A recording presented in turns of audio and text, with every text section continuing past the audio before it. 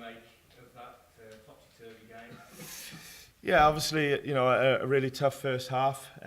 We knew that it's very possible that you have to suffer in these games in terms of possession and territory, but there was definitely too much of that in the first half. It wasn't the plan. We did obviously work on and talk about what it would look like in them moments, but we didn't manage in the first half to show enough on the ball to try and get us up the pitch and get a spell, and that's really how the first half sort of played out. Second half was first of all a great show of how together we are in spirit. I've had a different experience here previously where, you know, I've seen a team go under, and we saw the opposite from the guys today in terms of their attitude and commitment and, you know, sticking to the task, you know, and we get ourselves back on even keel, and who knows how it might have gone. And again, you know, territory suffering in the game. I honestly thought we would see it through, you know. So then to get a deflected, as dangerous as Arsenal are from corners and set pieces, to get a deflection as we did, and that to go in, and for Mads to concede a goal like that with the performance that he gave was cruel and felt harsh. The fourth goal is what it is. You see it a million times, don't you, when you're trying to get maybe a sniff of another moment late on, and you know, we end up feeling really disappointed and frustrated with the results. So yeah, it's another game that we don't win, but I see the guys every day. I see how hard they work. I see it together they are. I see the spirit. I see the engagement in the plan and what we're trying to do. And I'm just glad that in serious moments like going into the second half, we really showed that, and showed good quality as well. And you know, with JJ's goal, although it's an unbelievable finish, it's you know, something tactically that we work on a lot, and you know, that was pleasing. So no doubt some good moments in the second half with and without the ball, but it's ended up, you know, not being enough in terms of getting the result. What did you say to them at half time? No, Rob, a lot of people ask me that, and it was more about like belief and encouragement. And yeah, we had to show some clips of, I mean, for Arsenal's 2 goals in the first half are really, really typical Arsenal goals in terms of the areas they get to, and the types of crosses and cutbacks. You know, we've seen it so many times, so that it is disappointing to end up having worked on it and looked at it and things like that to concede, but that's sometimes how good they can be. But so we had to look at some spells of how we do a bit better with the ball at half time, and certainly when we were in a low block, how we can manage what they try to do with the crosses, and you know, we did it well over the game, that part of the game. But in terms of the message, it was more about encouragement and belief, and sticking together. And you know, like I said, it can go 2 ways. That you can either crumble, hide, and it gets a lot worse, or you can do what we did. And we know that we have to get better results, and at times better spells of good performances. There's no doubt about that, and I've talked very openly about that. But we will only do that if on the back of a together group, as we showed that today. MIKEL? When you're a manager on the other end of one of those late wins, does it frustrate you, or is it an element of almost inevitability given the quality of side you're facing?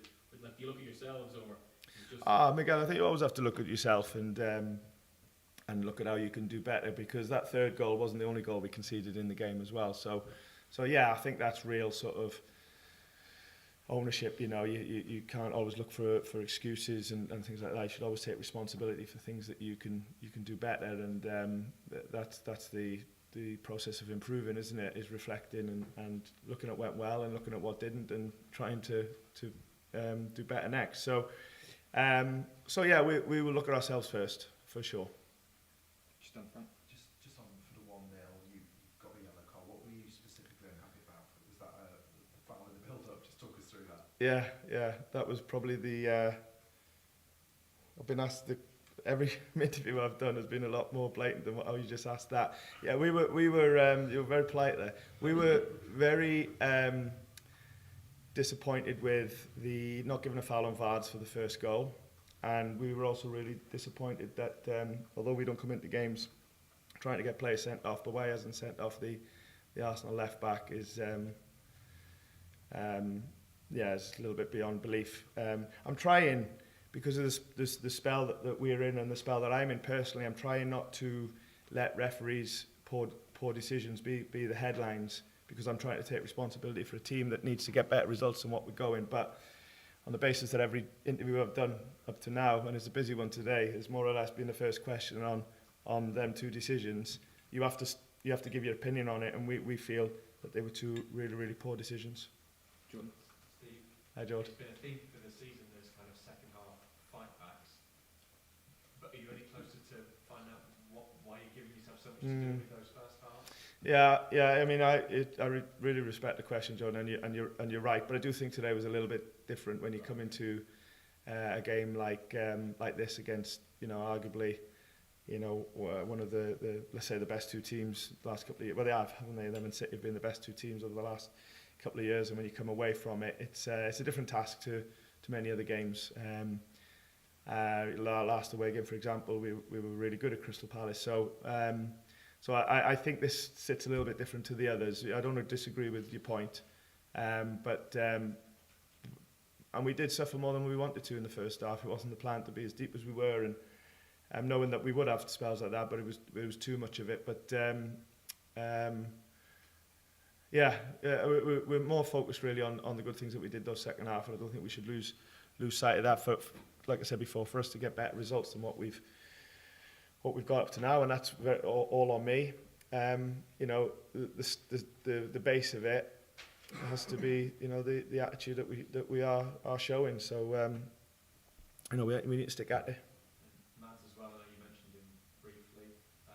It's his first season in the Premier League. It can sometimes be a bit of a step up for players, and sometimes have wobbles, but he showed today that he's coming very well. Yeah, really well. Yeah, he's to get a result there, for sure, your goalkeeper needs to play well, and it's a real pity that his performance and JJ's goal is not probably getting talked about, as although I shouldn't take anything away from them.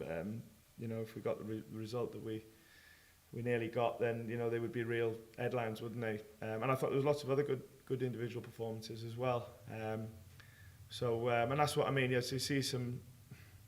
It's hard to talk about it too much because it's been a noisy week, and I've accepted that and all that sort of stuff. But I just see so much commitment every day. I just see so much willing to get better and to learn, and frustration when we don't get the results that we want. And for me, that's the bit that I've really got to stay concentrated on, because if we keep doing, then results will get better.